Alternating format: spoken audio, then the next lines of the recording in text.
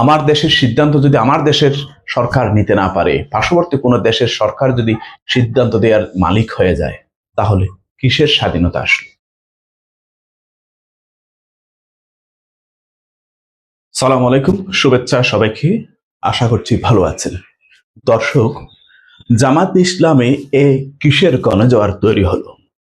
ভাবতে অবাক লাগে যে জামাত ইসলামের প্রতি যে নির্যাতন জুলুম করা হয়েছিল বিগত ফ্যাসিস্ট সময়ে, সমপরিমাণ জুলুম নির্যাতন যদি অন্য কোনো দলের উপর করা হতো, অন্য কোনো দলের নেতাকর্মীদের উপর করা হতো, তাহলে সেই দল এতদিনে নিশ্চিহ্ন হয়ে যেত, হারিয়ে যেত কালের অতল গহ্বরে।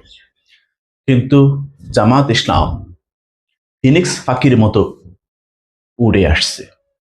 যতই নির্যাতন দমন নিপীড়ন করা হোক না কেন, জামাত ইসলাম সহজে নিভে যাওয়ার নয়। বাংলাদেশে জামাত ইসলামের বর্তমান আমির ডাক্তার শফিকুর রহমান এক ডাইনামিক পারসন। জামাত ইসলামকে তার ইতিহাসের একেবারে শুরু থেকে এই পর্যন্ত টোটাল ইতিহাসের এক স্বর্ণ শিখরে পৌঁছে দিয়েছেন ডাক্তার শফিকুর রহমান। তিনি যেখানেই যাচ্ছেন গণজোয়ার তৈরি হচ্ছে। তার প্রতিদ্বন্দ্বী দল বাংলাদেশ জাতীয়তাবাদী দল বিএনপি যেখানে বিভাগীয় সম্মেলন করছে, ডাক্তার শফিকুর রহমান তিনি জেলা সম্মেলন করছেন।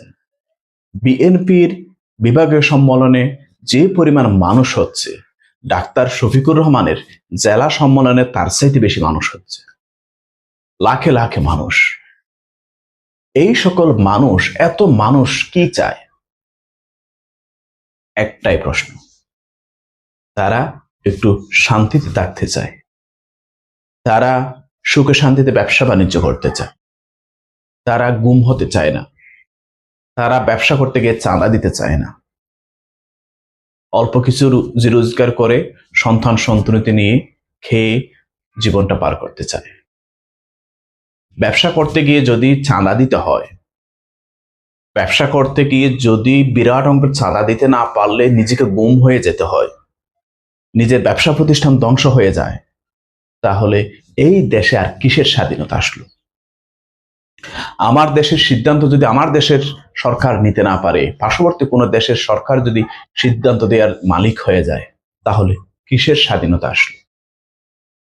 5ই আগস্ট পরবর্তী সময়ে বাংলাদেশের যে গণজাগরণ তৈরি হয়েছে, স্বাধীনতা ও সার্বভৌমত্ব রক্ষার এই গণজাগরণে আগামী 12ই ফেব্রুয়ারি বাংলাদেশ জামাত ইসলামের নেতৃত্বাধীন 11 দলীয় জোটে মানুষ তাদের ব্যালটের মাধ্যমে সেই গণজাগরণকে প্রমাণ করবে। দেশের স্বাধীনতা ও সার্বভৌমত্ব রক্ষার জন্য এক অবসরণীয় নির্বাচন হতে যাচ্ছে 12ই ফেব্রুয়ারি।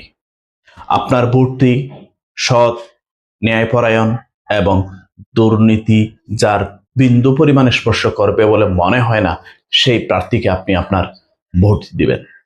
দেশের স্বাধীনতা সার্বভৌমত্ব রক্ষার জন্য, জনগণের জান মালের নিরাপত্তা দেওয়ার জন্য, মা বোনদের ইজ্জত আবরুর নিরাপত্তা দেওয়ার জন্য, আমাদের শিক্ষা প্রতিষ্ঠানগুলোকে নিরাপদ রাখার জন্য, কোনো সন্ত্রাস নৈরাজ্যবাদীদের হাতে যেন এই ক্যাম্পাসগুলো পড়ে না যায়, দেশের ব্যুরোক্রেসি যেন দুর্নীতিমুক্ত থাকে, দেশের প্রতিটি সেক্টর যেন দুর্নীতিমুক্ত থাকে। দুর্নীতিবাজদের কখনো ভোট দিবেন না। দুর্নীতি যাদের গ্রাস করে, যারা বারবার চ্যাম্পিয়ন হয়, সেই সকল ব্যক্তিদেরকে ভোট দিয়ে আপনি আপনার দেশের অমঙ্গল করবেন না। আপনার দেশের সার্বভৌমত্ব এবং উন্নয়নের অগ্রযাত্রার সামিল হতে দুর্নীতিমুক্ত মানুষদেরকেই আপনার ম্যান্ডেট দিন, তাদেরকে সরকার গঠনের সুযোগ দিন। 5টা বছর, জাস্ট 5টা বছর তাদেরকে রাষ্ট্র পরিচালনা করার সুযোগ দিন। তাহলে বাংলাদেশ একটা সময় গিয়ে মালয়েশিয়ার চাইতে উন্নত হয়ে আসবে, বাংলাদেশ সিঙ্গাপুরের চাইতে উন্নত হয়ে যাবে। আমাদের যে পরিমাণ কর্মশক্তি আছে, আমাদের যে পরিমাণ শ্রমিক শক্তি আছে এবং আমাদের যে পরিমাণ রিসোর্স আছে, সবকিছু যদি আমরা একসাথে কাজে লাগাতে পারি, জাস্ট দুর্নীতি এবং টাকা পাচার এই দুইটা জিনিস যদি বন্ধ করতে পারি, বাংলাদেশ এশিয়ার বাঘ হয়ে দাঁড়াবে। আপনার হাতে আপনার ভবিষ্যৎ। সৎ, ন্যায়পরায়ণ, যোগ্য এবং দুর্নীতিমুক্ত মানুষকে আপনার ভোটটি প্রদান করুন। ধন্যবাদ।